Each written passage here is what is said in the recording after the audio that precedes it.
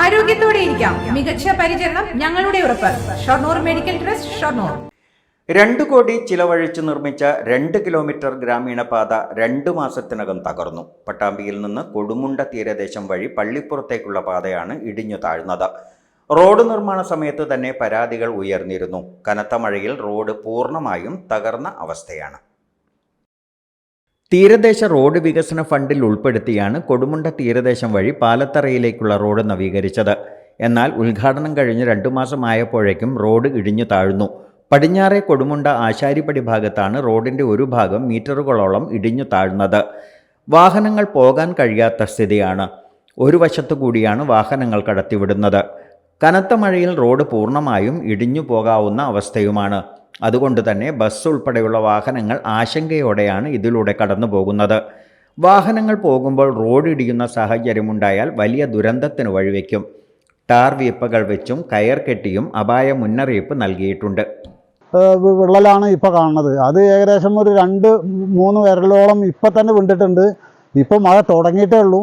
ഇതിപ്പോൾ ശരിക്കും പറഞ്ഞാൽ കൂരിയാട് ഭാഗത്തുണ്ടായിട്ടുള്ള വിള്ളലിനോടനുബന്ധിച്ചുള്ള അതേമാതിരിയുള്ളൊരു വിള്ളലാണ് ഇപ്പം ഞങ്ങളുടെ ഇതിൽ കാണുന്നത്. കാരണം ഇത് വീണ്ടും താഴത്തേക്ക് വീഴാന്ന് വിചാരിച്ചു കഴിഞ്ഞിട്ടുണ്ടെങ്കിൽ ഭയങ്കര ബുദ്ധിമുട്ടുള്ള കാര്യങ്ങളാണ്. അതിന് സാമ്പത്തികമായിട്ട് ഗവൺമെൻറ്റിന് ഇനി ഇതിൻ്റെ മുകളിൽ കാശ് ചെലവാക്കേണ്ട ഒരു അവസ്ഥയാണ് കാണുന്നത്. അപ്പോൾ അതിന് വ്യക്തമായ ഒരു നടപടി ഗവൺമെൻറ് ഭാഗത്തു നിന്നുണ്ടാവണം. കുറച്ച് വണ്ടികളൊന്നുമല്ല, ഇപ്പോൾ മെയിനായിട്ടുള്ള ഒരു റൂട്ടാണ്. കാരണം മുമ്പ് 14 കിലോമീറ്റർ പോകേണ്ട സ്ഥാനത്ത് ഇപ്പോൾ ഏകദേശം പള്ളിപ്പുറത്ത് നിന്ന് 9 കിലോമീറ്റർ കൊണ്ട് വട്ടാമ്പിക്ക് എത്തുന്ന ഒരു പാതയാണിത്. ഈ പാതയ്ക്ക് ഇങ്ങനെ ഒരു വിള്ളൽ കണ്ട ഇത് നാട്ടുകാർക്ക് വലിയ ബുദ്ധിമുട്ടുള്ള കാര്യമാണ്. നിലവിൽ റോഡിൽ വലിയ വിള്ളലുകൾ രൂപപ്പെട്ടിട്ടുണ്ട്. മഴയിൽ വിള്ളലിലൂടെ വെള്ളമിറങ്ങി തകരാനും സാധ്യതയുണ്ട്.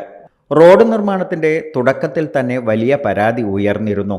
റോഡ് നിർമ്മാണത്തിൽ വൻ ക്രമക്കേട് നടന്നിട്ടുണ്ടെന്നും കരാറുകാരന് ബില്ല് അനുവദിക്കരുതെന്നുമായിരുന്നു പരാതി. ചീഫ് എഞ്ചിനീയർക്ക് പരാതിയും നൽകിയിരുന്നു.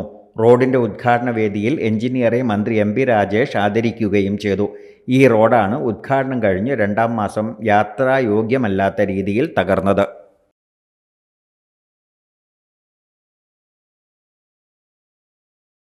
Dot view news. കാഴ്ചകളാണ് ലോകം. കണ്ടു തുടങ്ങുക.